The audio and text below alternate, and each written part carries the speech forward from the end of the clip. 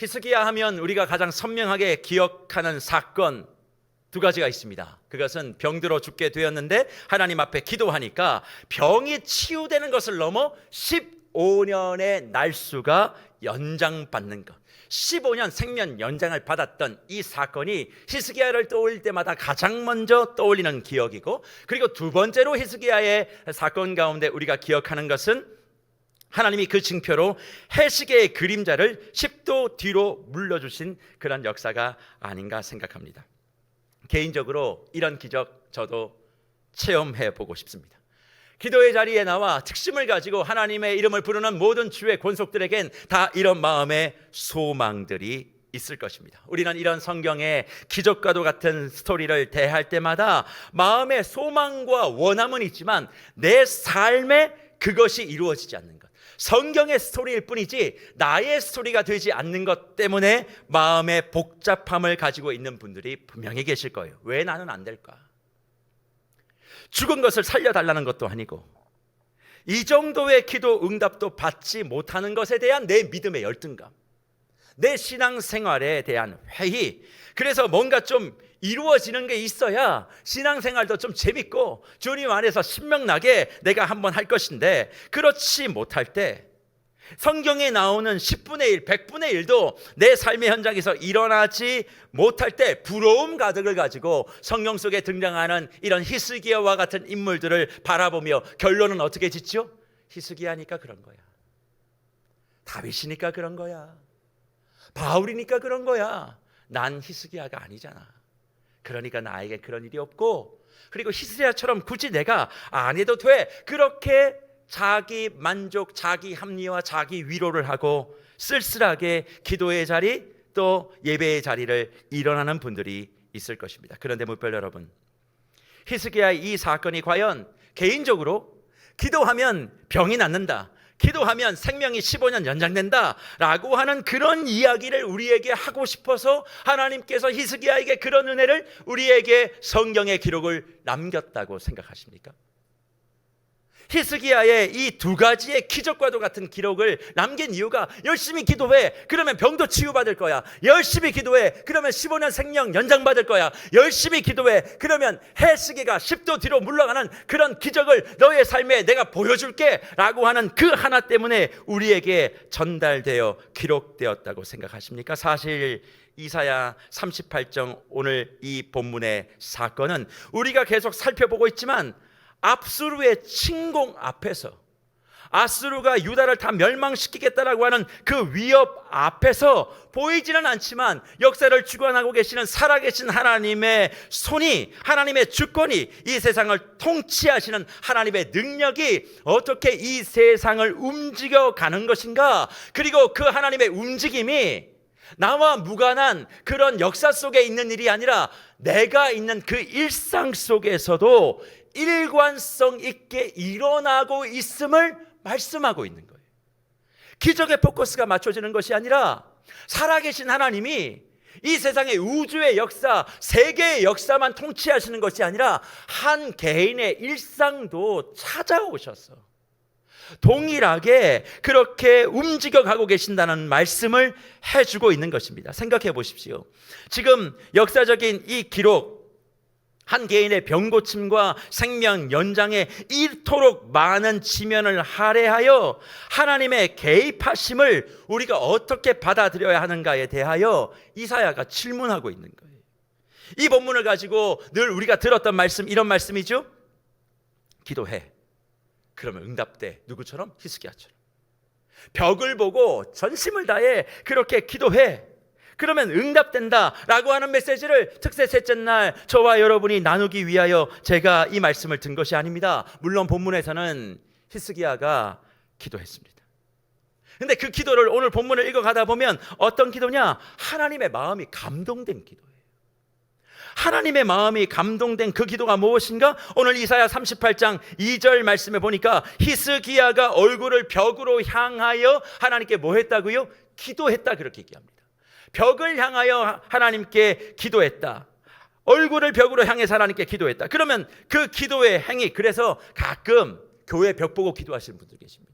그리고 자기 스스로가 그렇게 얘기해요. 히스기야적 기도라고. 이게 응답받는 방법이라고.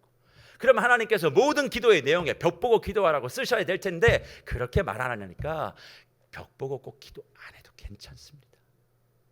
괜찮아요. 그런 행위적인 부분을 이야기하는 것이 아니에요. 그런데 그렇게 기도했을 때 내용이 뭐냐? 3절에 이야기하죠. 뭐라고 얘기합니까? 이르되 여호와여 구하오니 내가 주 앞에서 진실과 전심으로 행하며 주의 목전에서 선하게 행한 것을 기억하옵소서 하고 히스기야가 심히 통곡했다 말씀합니다. 이걸 보시고 하나님이 이사야에게 말하기를 내가 히스기야의 기도를 들었고 히스기야의 눈물을 보았고 그래서 15년을 더 살게 해주시겠다 말씀하신 겁니다. 그러니 제가 지금 여러분께 드릴 말씀은 이런 거겠죠. 진실하게 기도하십시오. 전심으로 기도하십시오. 그리고 눈물로 통곡하여 기도하십시오. 진실, 전심, 눈물의 통곡의 기도, 이 세 가지의 조건이 맞추어지면 하나님이 감동하는 기도가 될 것이고 하나님이 여러분이 구하는 모든 기도에 응답해 주실 겁니다. 그러니 아멘하고 그 세 가지의 기도에 전심을 다해 이 새벽에 기도하십시오. 그렇게 말씀을 드리면 모두가 다 속으로 아멘, 오늘 한번 전심 진심 가지고 내가 주님 앞에 통곡하며 기도하면 다 응답될 것이다. 그렇게 받아들이실 거예요. 맞아요. 에메트지요. 진리, 진실입니다. 에메트. 살렘 내부, 사실은 이게 뭐 다른 이야기 전심되어 있습니다만 용기 있는 마음이에요. 용기 있는 마음. 토브 아싸, 선함되어 있지만 하나님의 뜻. 가돌베키, 이게 이제 눈물을 흘려서 주님 앞에 통곡으로 기도하는 것, 다 능력이 있어요. 하지만 무별 여러분, 만약 우리의 기도에 응답이 없다면 그러면 이 세 가지 조건이 없어서라고 결론 지을 수밖에 없는 것 아닙니까? 내가 이 세 가지의 모든 뜻을 제대로 알지도 못할 뿐더러 히스기야 역시도 도대체 그가 무슨 진리가 있었고 무슨 용기가 있었고 무슨 선함이 있었고, 통곡은 있어요. 내가 이제 죽을 병이 걸렸으니까 눈물 흘리는 것, 그건 있었다는 건 알지만 다른 것은 정확하게 확인될 수 없는 상황에서 하나님은 히스기야에게 응답해 주셨고 징표로 해의 각도까지 움직이는 일을 하십니다. 굳이 그러실 필요가 있을까요? 그래요. 히스기야 병 고치는 것 정도는 이해가 돼요. 생명 연장 15년 하는 것까지 이해가 돼요. 근데 한 사람의 병을 고치고 한 사람의 생명을 연장시키기 위하여 해의 각도까지 10도를 뒤로 물릴 징표를 주실 이유가 있었을까?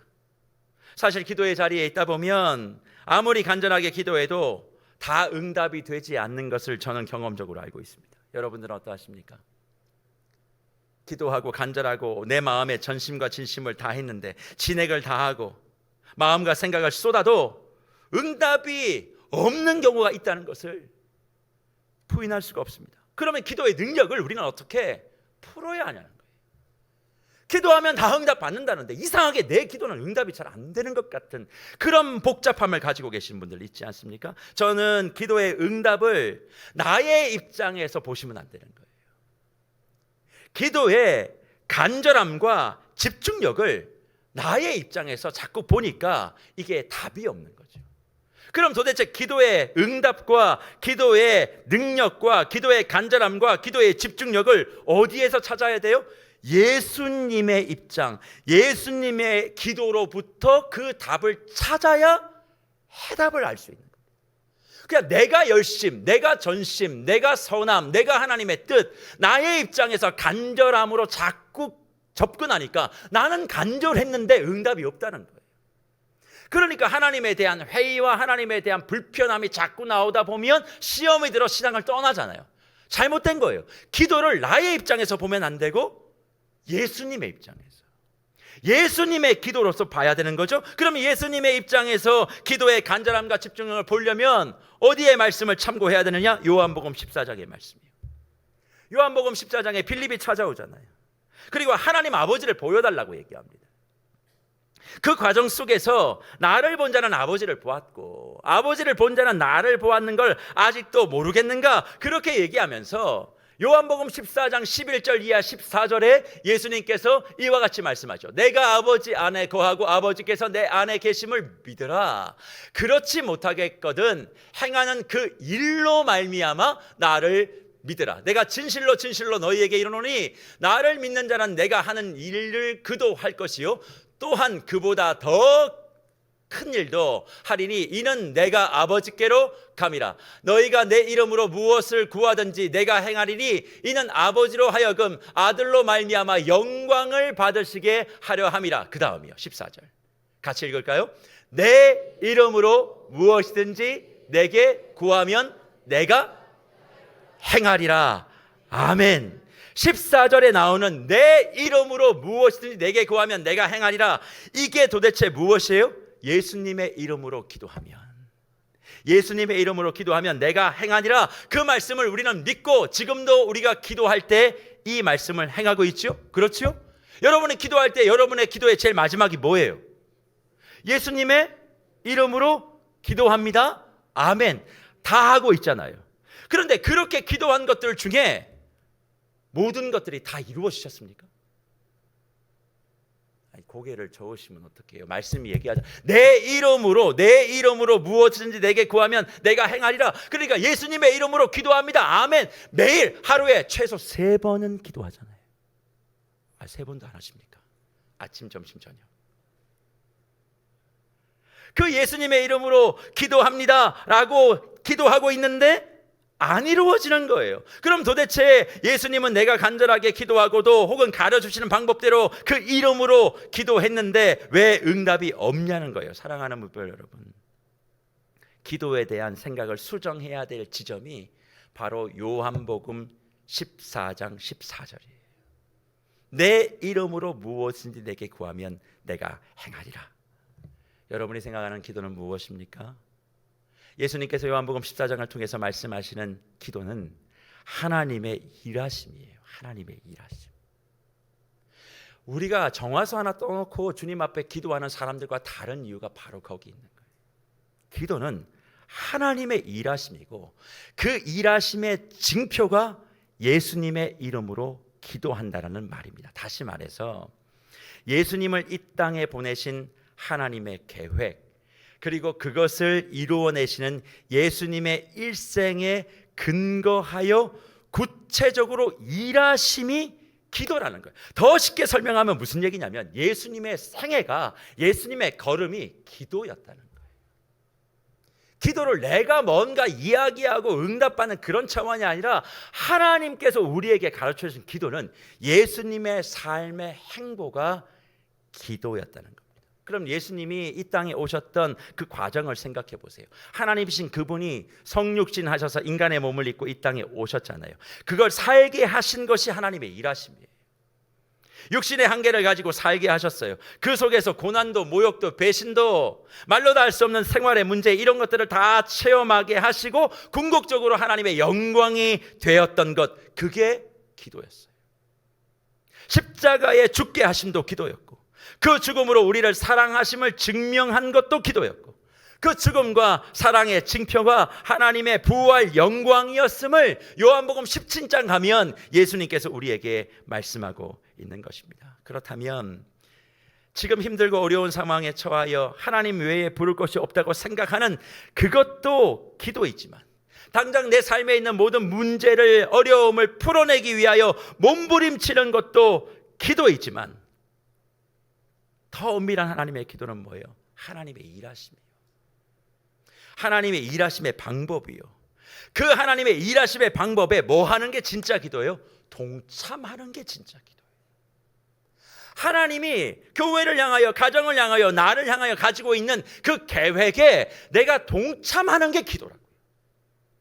근데 하나님의 계획과 무관한 내 뜻을 이야기하며 요한복음 1414, 요한복음 14장 14절 내 이름으로 부르짖는 모든 것을 응답하리라, 그 한 절의 말씀만 딱 가지고 내가 원하는 걸 다 이야기하고 예수의 이름으로 기도했으니까 응답해달라고 얘기하는 건 예수님이 가르쳐준 기도와 무관한 일이라는 거죠.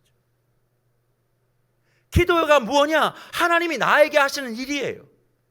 하나님이 나를 통하여 이루어 가시는 목적이죠. 그러니까 내 삶에 지금 어려운 문제를 벗어내려고 몸부림치고 간절하게 매달리는 것도 기도이지만, 간절한 몸부림과 간절한 그런 어떤 주님 앞에서의 소망을 넘어 지금 이 고통, 이 눈물, 이 장벽을 통하여 하나님이 일하시는 것임을 내가 알고 그 일에 내가 동참합니다. 주님의 일하심에, 주님의 역사하심에, 주님의 인도하심에 내가 동행합니다. 나를 거기에 의탁합니다. 라고 말하는 것이 뭐라고요? 기도라고. 주님과 동행하는 것이에요. 내가 원하는 방향대로, 내가 원하는 대로 하나님을 움직이려고 드는 게 아니에요. 그러니 언젠가 한국교회에 한번 히트가 됐던 책이 있죠. 하늘 보좌를 흔드는 기도라고. 내가 기도하면 하늘 보좌가 막 흔들어진대. 야, 신나죠? 내가 기도하면 막 하나님 움직인대. 그건 성경에서 가르치는 기도가 아니에요. 왜 우리가 하늘 보좌를 흔듭니까? 보좌가 흔들리면 내가 흔들려야지. 내가 왜 하나님을 흔들려고 해요? 하나님이 흔들면 내가 움직여야지. 그렇잖아요. 맞잖아요. 하나님이 내 삶의 주인이고 교회의 머리가 되신다면서요. 근데 우리는 손과 발이 머리를 막 흔들려고 하는 거예요. 그러니까 어지럽지. 신앙생활 하다가 다 구토하고 쓰러지지. 맞잖아요. 머리가 가라는 대로 가면 아무 문제가 없잖아요. 근데 발이 가려고 하는데 가다 보니까 몸과 발이 다 따로 노는 것 아니겠습니까? 지금 내가 아픈 게 내가 원하는 방향이에요? 우별들 여러분 생각해 보세요. 내 사업이 안 되는 게 내가 원하는 방향이에요? 내가 지금 이런저런 상처를 받고 아파하는 게 내가 원하는 방향이잖아요. 방향이 아니잖아요. 내가 지금 아프고 힘든 거 그거 어떻게 내가 원하는 방향이 아니에요. 그러니까 이걸 고쳐달라고 간절하게 소망하고 기도해야 되지요. 하지만 그 기도가 진짜 응답을 받으려면 그 질병, 그 아픔, 그 실패, 그 상처 속에 하나님이 뭐 하고 계시고 일하고 계시고 하나님이 계획하시는 것이 있다. 살아계신 하나님의 손이 보이진 않지만 나를 지키고 있다. 뭐 하려고? 나를 영광으로 만들려고, 영광의 찬송으로 빚으려고. 그것을 내가 믿는다고 할 때 이 기도가 하나님이 받으시는 진짜 기도가 되는 거예요. 바닥에서 어려울 때 바닥에 내 인생의 밑바닥에 기도하는 것 자체를 성경은 바닥 기도라고 이야기하는 것이 아닙니다. 지난 주일 바닥 기도에 대한 이야기를 드렸을 때 맞아요. 내 인생의 가장 낮은 자리에서 무릎을 꿇고 내 인생의 밑바닥에서 기도를 시작하는 것, 그게 바닥 기도입니다. 그러나 그 바닥 기도는 초급 바닥 기도예요. 이제는 우리가 중급으로 올라가야죠. 그 바닥 기도는 뭐예요? 내 인생의 밑바닥에서 나 힘듭니다, 이걸 해결해달라고 기도하는 것이 아니라 이 인생의 밑바닥에 하나님의 계획이 있음을 내가 믿습니다. 그 하나님의 계획에 내가 동참하겠습니다. 하나님이 원하시는 방향대로 내가 동의해 가겠습니다. 그렇게 마음을 모아 기도하게 될 때 그것을 하나님께서는 받으신다 말씀하고 있는 거죠. 그런 차원에서 응답받는 기도, 응답받는 법칙, 비결 이런 것을 한 번도 성경은 우리에게 제시한 적이 없어요. 성경은 그냥 영광을 이야기하고요. 그 영광이신 하나님이 인간 되어 우리 가운데 거하시고 당한 모든 어려움들, 심지어 죽음까지도 다 하나님의 계획임을 알고 믿는 자가 기도할 수 있는 것이고, 그 예수님의 삶을 동일하게 살아내려고 하는 사람이 기도의 삶을 살아가는 것이고, 그리고 그런 기도의 삶을 사는 사람에게 하나님은 뭐예요? 하나님의 뜻하심을 이루어 궁극적으로 내가 원하는 것을 뛰어넘어 하나님이 원하시는 것을 다 이루신다, 그렇게 말씀하고 있는 거죠. 그러니 내 이름으로 구하면 행하리라, 예수님의 이름으로 기도합니다 라고 하는 그 말의 의미는 지금 어려운 가운데 하나님께서 원하시는 계획이 있는 걸 내가 믿습니다. 그리고 그 이끄시는 대로, 아프면 아픈 대로, 슬프면 슬픈 대로, 안 되면 안 되는 대로, 되면 되는 대로 나는 그저 따라가겠습니다. 그렇게 이야기할 때 그게 내 이름으로 구하는 기도가 되고, 그런 기도가 되면 내가 이루어 줄 거라 약속해 주시는 거예요. 그러니 주 안에 사랑하는 무별 여러분, 예수님의 이름으로 기도하는 것이 마치 내가 원하고 바라는 바에 직인을 딱 찍고 도장을 딱 찍고, 그게 도장 찍혔으니까 이제 하나님 이루세요, 내가 예수의 이름으로 기도했잖아요, 그러니까 이거 당장 이루어줘야 되는 것 아닙니까? 그렇게 생각하시는 분들 생각을 바꾸셔야 돼요. 그 생각을 바꾸면 어떤 일이 일어나는 줄 아세요? 기도 자체가 영광이고 기도 자체가 특권이라는 걸 이해하게 됩니다. 기도가 응답받으면 A급 기도, 응답 못 받으면 C급 기도, 그런 거 없어요. 기도의 자체에 참여하고 하나님의 뜻에 내가 함께 동반되기를 원합니다, 이것 자체가 특권이고 영광이라는 걸 아는 거죠. 그걸 알고 기도의 삶을 시작하고, 그걸 알고 초급 바닥 기도를 넘어 중급 바닥 기도로 올라가는 사람에겐 뭐가 있을까요? 응답은 언제나 있을 수밖에 없는 거예요. 왜 응답이 항상 있는 거예요? 내가 원하는 걸 응답받는 게 아니니까. 하나님이 내가 원하시는 길로 내가 동행하고 내가 뜻을 맞추어 가는 거니까 내 인생의 기도 가운데 응답 안 되는 건 단 한 가지도 없는 거죠. 기도했는데 내 병이 바로 안 나올 수 있어요. 기도했는데 내 자식이 학교에서 떨어질 수 있어요. 기도했는데 내가 맺어야 될 계약이 불발날 수 있어요. 시리에 빠지죠. 사람이라면 그래야 정상이죠. 며칠 낙심하고 몇 달 낙심하고 머리 싸매고 있을 수 있습니다. 하나님 어떻게 이럴 수 있냐고. 근데 이 기도를 깨달으면 그렇구나, 이 실패 속에서도 하나님은 일하고 계시는구나, 이 아픔 속에서도 하나님은 일하고 계시는구나, 하나님이 일하셨던 그 예수의 삶을 봐라. 어렵고 힘들었지, 그러나 마지막은 뭐였어? 부활이었잖아, 영광이었잖아. 그 길로 나를 이끌어 가시는 거네.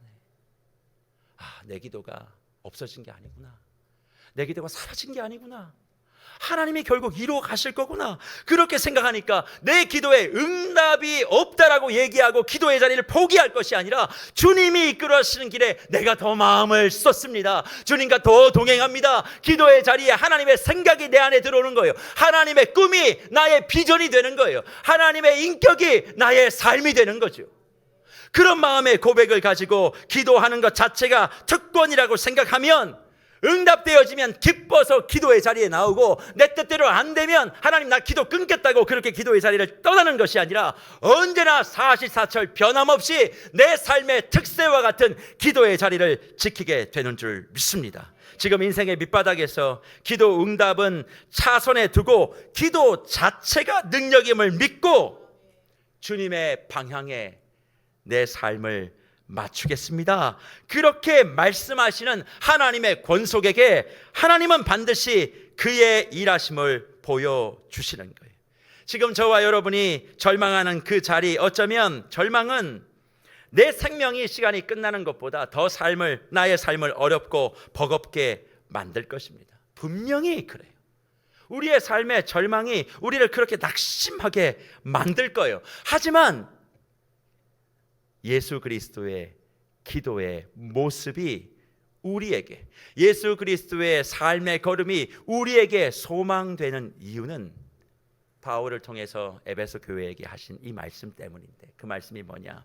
에베소 1장 20절부터 23절 말씀이 이렇기 때문에 그렇습니다. 그의 능력이 그리스도 안에서 역사하사, 보세요, 죽은 자들 가운데서 다시 뭐 하시고? 살리시고 하늘에서 자기의 오른편에 앉히사 모든 통치와 권세와 능력과 주권과 이 세상뿐 아니라 오는 세상에 일컫는 모든 이름 위에 뛰어나게 하시고, 또 만물을 그의 발 아래 복종하게 하시고, 그를 만물 위에 교회에 뭐로 삼으셨어요? 머리로 삼으셨느니라. 교회는 그의 몸이니 만물 안에서 만물을 충만하게 하시는 이에 충만하시느니라. 함이라 말씀해 주고 있는 것입니다. 그의 능력이 그리스도 안에서 역사되면 무슨 일이 벌어져요? 죽은 자들이 부활하게 된다. 부활의 기쁨. 그러면 죽음이 뭐예요? 저와 여러분이 살아오면서 눈물을 흘리고 코피 쏟은 그 모든 일이에요.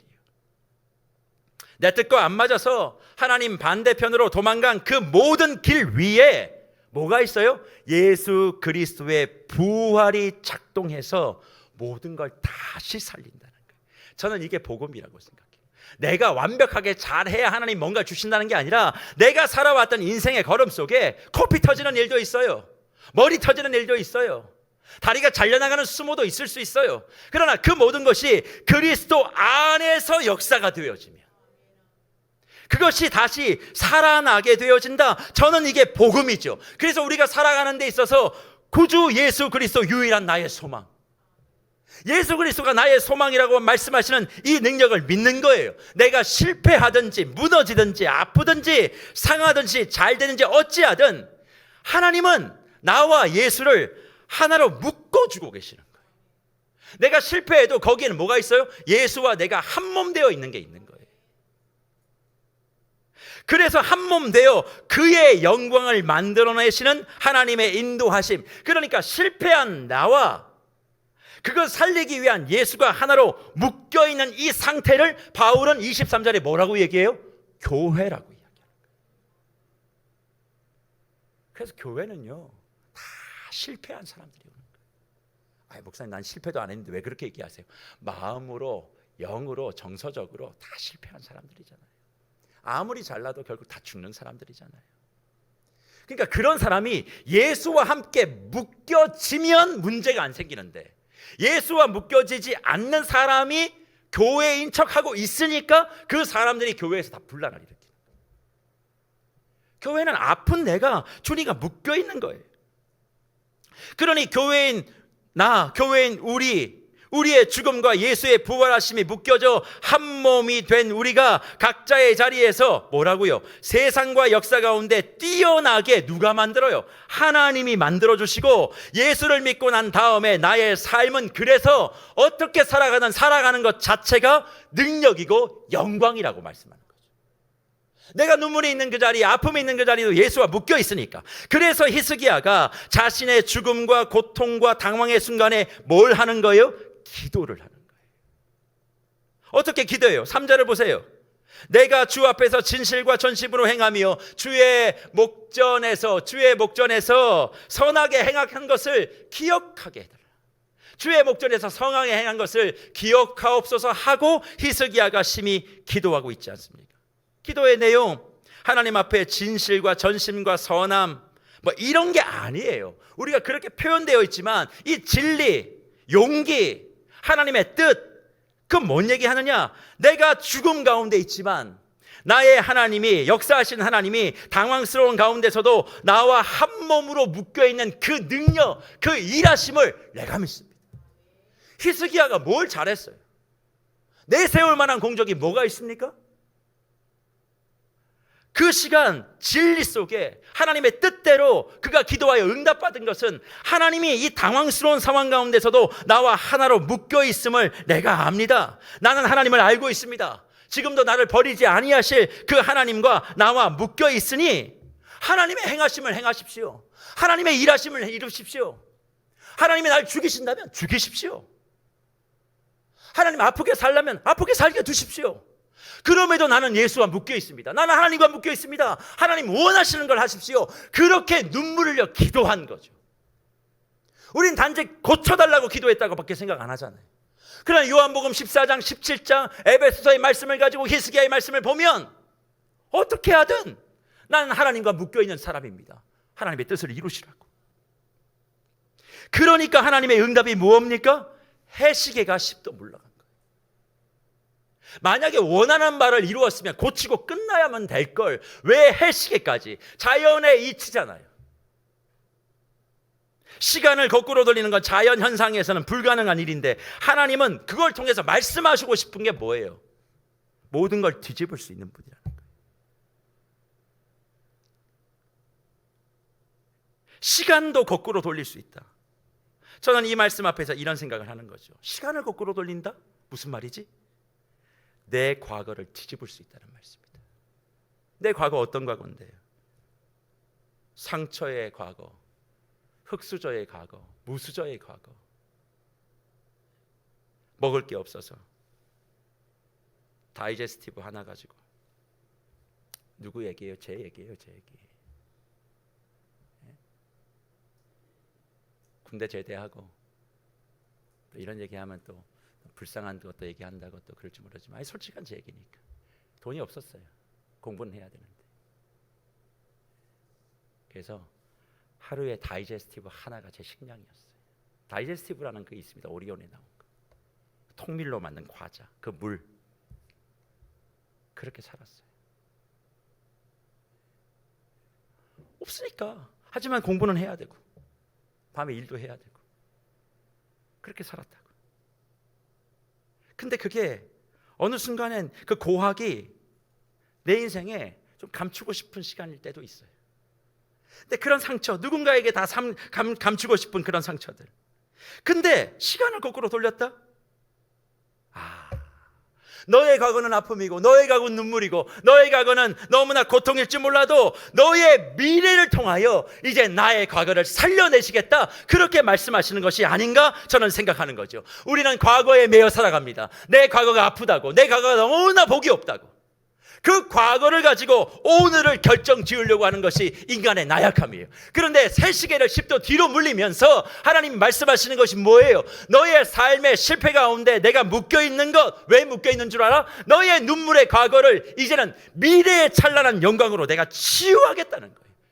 내일의 좋은 모습을 통하여 너의 과거를 심폐소생술하여 과거의 상처 때문에 아파하는 그 모습이 아니라 이제는 더욱더 멋진 모습으로. 그러니 일어난 일, 후회 가득한 일, 과거에 이렇지 못하고 저렇지 못한 일들, 매일 그런 것에 눌려서 시체처럼 살지 말고 그 죽음의 자리에서 응답의 유무를 뒤로 하고 바닥 기도에 무릎을 꿇어 인생의 제일 밑바닥에서 하나님의 일에 내가 동참하겠습니다, 하나님의 방향대로 한번 내가 가보겠습니다. 그러면 하나님이 바꾸시겠다. 우리는 흔히 착각합니다. 내가 실패하고 내가 실수해서 이 모습이다. 맞아요. 과거에 좀 더 잘하셔야 했습니다. 왜 그것밖에 안 하셨어요? 더 잘하셨어야지. 교회도 마찬가지입니다. 더 잘하셨어야 했었습니다. 왜 이것밖에 안 하셨습니까? 더 잘하실 수 있으셨잖아요. 하지만 괜찮습니다. 하나님의 개입이 지금 우리 가운데 있고, 하나님의 일하심이 우리 가운데 있고, 하나님의 동행하심과 역사하심이 여전히 우리 가정과 교회 안에 있기 때문에 괜찮습니다. 하나님과 묶여 저와 여러분을 이 자리에 두셨다면 이제 시간을 거꾸로 돌리실 거예요. 찬란한 나의 삶의 영광을 가지고, 과거에 여러분이 늘 말만 하면 한풀이 하는 그런 얘기들 있죠? 하나님이 치유하실 겁니다. 근데 어떤 사람에게 내가 원하는 것만 구하고 예수님의 이름으로 기도합니다, 기도하는 사람 말고 그 상황을 그대로 받아들이고 하나님의 뜻에 내가 동참합니다, 하나님이 이끄시는 방향대로 내가 갑니다, 그런 사람에게 은혜를 베푸신다는 거죠. 그래서 말씀을 정리하며 저는 이렇게 말씀드립니다. 기도해도 소용없더라, 그런 이야기 이제 하지 마십시오. 그런 사단적 언어는 이제 버리시길 바랍니다. 기도했더니 나는 응답이 없더라, 어떻게 기도했는데 하나님이 내 소원 이렇게 안 들어주시느냐, 그런 이야기 하지 마십시오. 그런 말 이제 정리하고, 인생의 밑바닥에 계십니까? 그 자리를 진짜 바닥 기도로 만드시고 그 바닥 기도를 붙잡으십시오. 그게 뭡니까? 내가 원하는 걸 쏟아내는 것이 아닙니다. 지금 있는 그대로 하나님의 일하심을 내가 믿습니다. 뜻대로 안 되어도 여기는 하나님의 계획이 있습니다. 그리고 내 인생의 시간을 10도 뒤로 물려주실 하나님, 그게 나의 징표입니다. 어제까지는 이 일도 안 됐지만 앞으로 더 좋은 일을 주셔서 어제의 이 상흔을 치유해 주실 것입니다. 그거 하나 믿고 오늘 이 시간 한 마음으로 일심되어 주님 앞에 기도하면, 지금까진 나에게 주어진 기회, 능력, 가진 것들이 모자랄 수 있지만 하나님 반드시 저와 여러분을 주의 자랑과 기쁨으로 바꾸어 주실 줄 믿습니다. 교회도 마찬가지입니다. 우리 교회는 해시계가 이번 3차 특세를 통해서 10도 물러날 거예요. 또 가가지고 망원경 이거 보지 마시고요. 믿음의 눈으로 보는 겁니다. 물러서 하시는 이야기가 뭘까요? 교회만 얘기하면 이전에 아프고 어려웠던 얘기 하지 마라. 지금 네가 그 상황 그대로 예수 그리스도와 이 교회가 하나로 묶여져 있음을 믿고 하나님이 원하는 길대로 방향을 잡고 가겠다면 이젠 너의 교회의 찬란한 미래를 가지고 지나왔던 암흑의 역사 20, 30년은 정리하겠다. 하나님 그렇게 말씀하시는 거예요. 이 말씀에 우리가 준비해야죠. 뭘요? 기도를요. 뜨겁게 모여 기도하자. 그 말씀 드리는 거 아닙니다. 예수와 함께 묶여 예수의 길에 한번 동행해 보자는 거예요. 어려운 희생이 따를 수도 있고 헌신이 따를 수도 있습니다. 그러나 그 길이 주님과 묶여져서 가야 될 길이라면 가보겠다는 거예요. 그러면 그 속에 하나님의 은혜가 있지 않겠습니까? 오늘 특세 이후에 일터로 나가실 때 다시 한번 기도가 무엇인가, 바닥 기도가 무엇인가 마음속에 기억하시고 더욱더 하나님을 의지하며 내가 한 것보다 더 큰 영광 받으시고 나를 영광으로 삼으시는 그 하나님을 의지하고 오늘 하루 주 안에서 참으로 승리의 깃발을 마음껏 돌리시는 저와 여러분 되시기를 간절히 축복합니다. 그래서 오늘